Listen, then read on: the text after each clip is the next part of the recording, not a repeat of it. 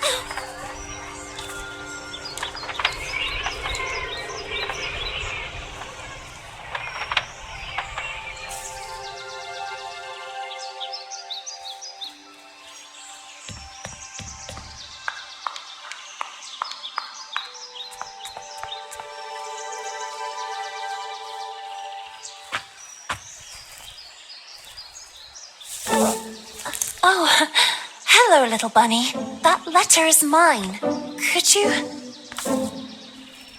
The sweet bespectacled bunny ignored the little girl and took the letter with them.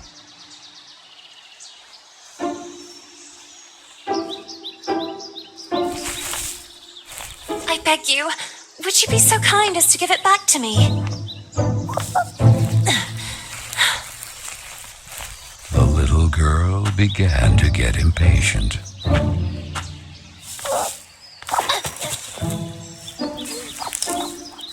The little girl wouldn't let it win, so determined to recover Carol's letter, she followed the mischievous bunny.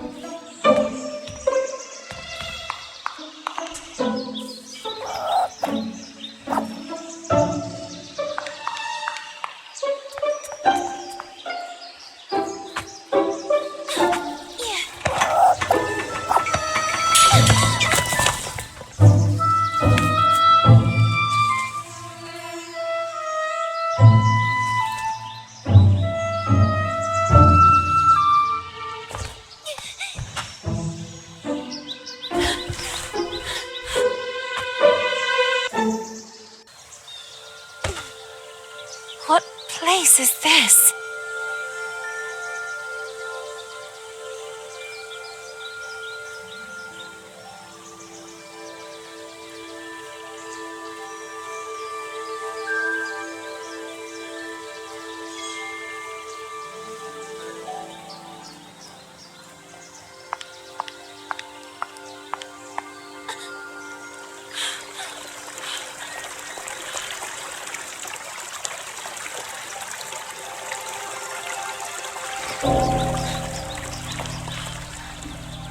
That kite, it reminded the little girl so much of her friend Carole. So free and graceful, yet tormented, as if by adverse currents, by the other girls at Bunny Hall. Oh, and who would you be? Have you perhaps seen a bespectacled bunny? Even the owl ignored her question and just stood there, staring at her, with those eyes, red like blood. But the little girl had no time to waste. She had to track down the bunny, and so she began to follow in its tracks.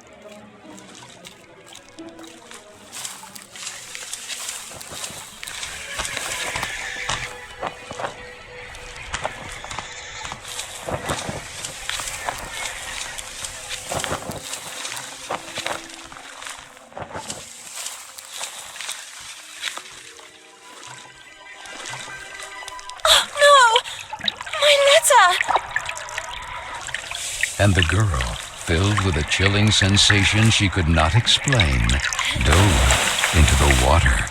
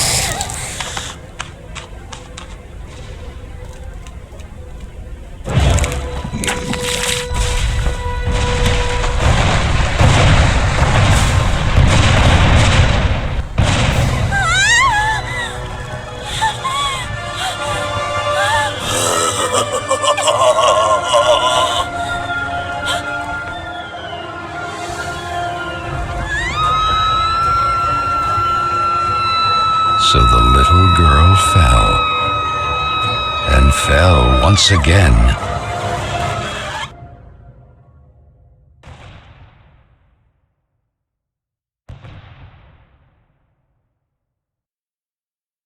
And while the man with the tar hat stood grinning, her thoughts drifted to that mysterious figure in the window of Bunny Hall, who silently stood watching her as she was swallowed up in her abyss.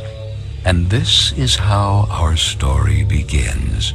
A letter, a roar, then a daring plunge, and a little girl, too small and inadequate for that world of ash, tar, and cold of which she was a part.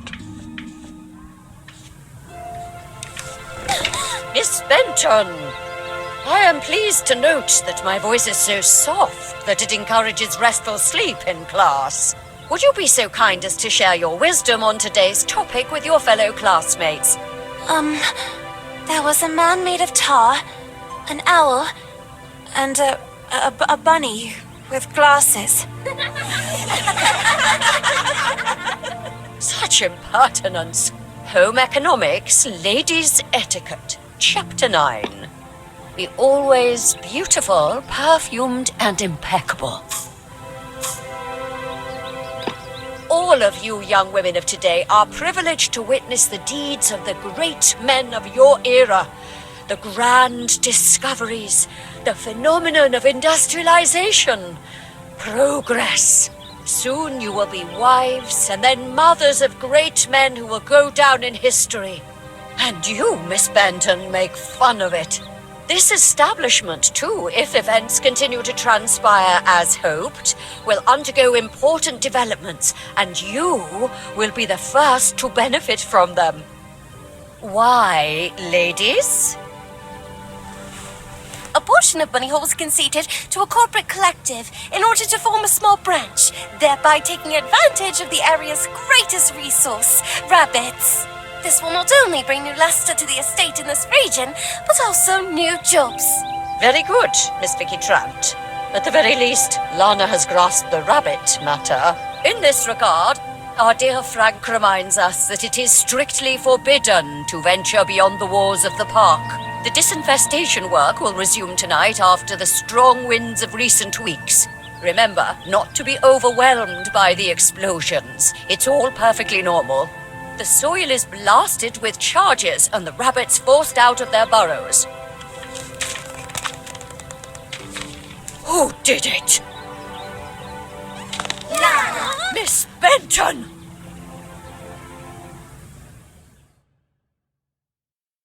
I'm weary of you, miss. Ungrateful, arrogant troublemaker. Why is it so difficult for you to behave like all the others?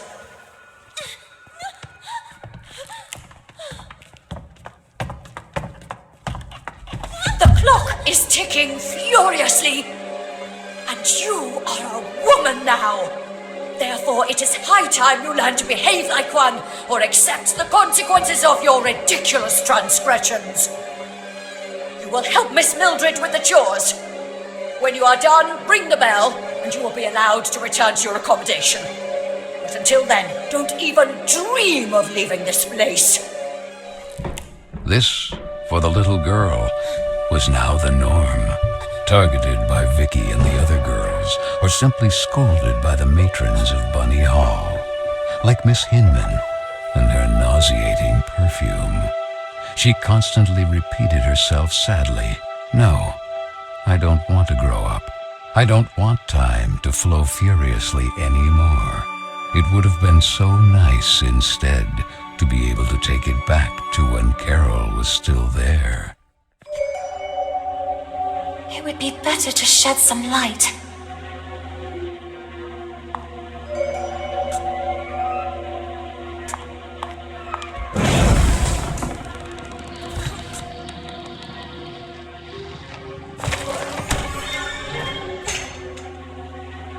Where the heck did the broom go? Oh, here it is. Better get to work.